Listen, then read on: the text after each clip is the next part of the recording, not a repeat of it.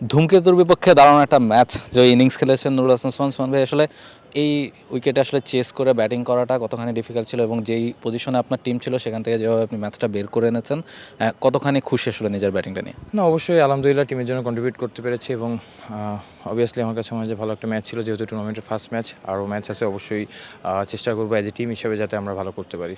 একদম 19তম ওভারে শরীফুলের এগেনস্টে খুব ভালো ব্যাটিং করছিলেন আপনি এবং একদম শেষ বলটার আগের বলটাতে আপনি সিঙ্গেলও রিফিউজ করেছেন। তখন কি চলছিল আপনার মাইন্ডে যে মানে বাউন্ডারির জন্য যাবেন বা কীভাবে আসলে রিফিউজ করলেন? অবশ্যই দেখেন, ওই সুযোগটা নেওয়ার দরকার ছিল এবং আমার কাছে মনে হয় যে সুযোগটা নেওয়ার চেষ্টা করেছি, আলহামদুলিল্লাহ হয়েছে।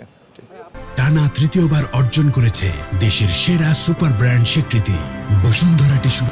এবং আপনার কি মনে হয় যে লাস্টে যখন আউট হয়ে ফিরলেন তখন ম্যাচটা হেরেও যেতে পারতেন, এই ধরনের একটা আফসোস কাজ করছিল কিনা? না, অবশ্যই দেখেন, আমার কাছে মনে হয় যে লাস্ট 4 বলে হয়তো 4 রান দরকার ছিল, বাট আমার কাছে মনে হয় যে ওই বিশ্বাসটা প্রথম থেকেই ড্রেসিং রুমে শান্ত বলেন এবং যেহেতু কোচিং ম্যানেজমেন্ট ছিল, সবারই প্রথম থেকেই বিশ্বাসটা ছিল যে ইনশাল্লাহ আমরা ম্যাচ জিততে পারবো। Thank you so much. Thank you. Nurul Hasan Sohan ছিলেন আমাদের সঙ্গে এবং তিনি বলছিলেন যে আসলে যেভাবে তিনি ব্যাটিংটা করতে চেয়েছেন এবং তার দল যেভাবে আসলে পুরো ম্যাচটা খেলতে চেয়েছেন সেভাবেই তার দল ম্যাচটা খেলতে পেরেছে এবং সেভাবেই আসলে তাদের দল দুর্বার ম্যাচটা খেলেছে এবং শেষ পর্যন্ত ম্যাচ জিতে মাঠ ছেড়েছে। মিরপুর থেকে রাহুল রায়, T Sports. For more updates, subscribe to our YouTube channel and click on the bell icon. Follow us on Facebook and Instagram.